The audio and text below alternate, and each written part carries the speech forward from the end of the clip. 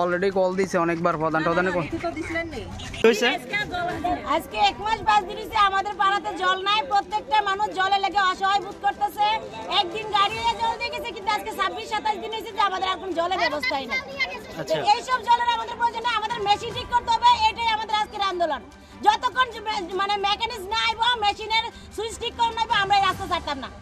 বাস আমরা একটা কথা, আমরা ঝগড়াঝাটি করতাম না, আমরা আপুসে আয়োগ, বাস আমরা এতটুকুই কথা। কতদিন পর্যন্ত আপনারা জল পাচ্ছেন? আজকে 1 মাস 5 দিন। এতদিন কিসের জল খেতেন আপনারা? আমরা বৃষ্টি আসাতেই প্রকৃতির জল খেয়ে আমরা এতদিন বাইচা রইছি। তাহলে আমাদের পাড়ার কেউ জানে মাথায় দিছে না। আর তো পঞ্চায়েত ভিডিও সব বাকি সব। কতক্ষণ নাগাদ আপনাদের এই আন্দোলন চলছিল? আজকে সকাল 7টা থেকে আমরা মহিলারা চা পর্যন্ত খেয়েছি না। রাস্তার বাইরে আমরা বিস্কিট টিস্কিট খাওয়াইছে।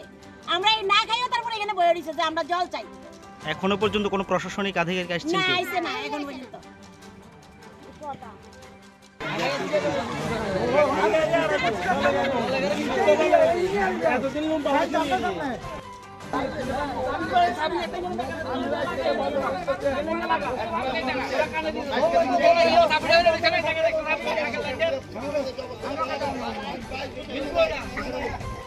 যে জলের সমস্যা এ নিয়ে আপনাদের প্রতিক্রিয়া কি?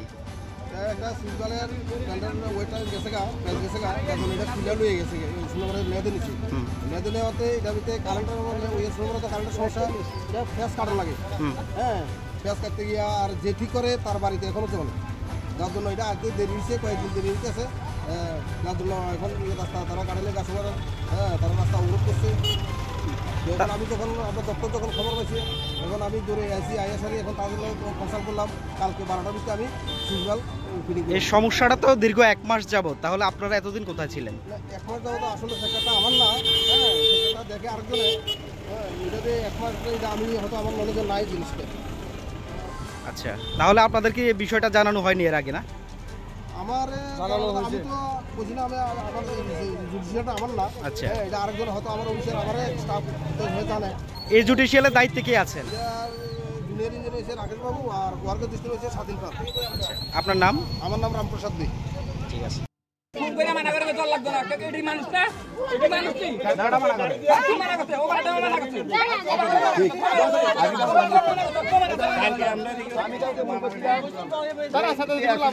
আজকে রুটটা অবরোধ করার কারণ কিটা? অবরোধ করার কারণ হচ্ছে বিগত 7 দিন ধরে, প্রায় 6 দিন আমরা ময়নামা এলাকার মধ্যে কারেন্ট চাই। তারপরে আমরা প্রধান মেম্বার হয়েছে, সবাই জানানো হয়েছে, অ্যাপ্লিকেশন দেওয়া হয়েছে।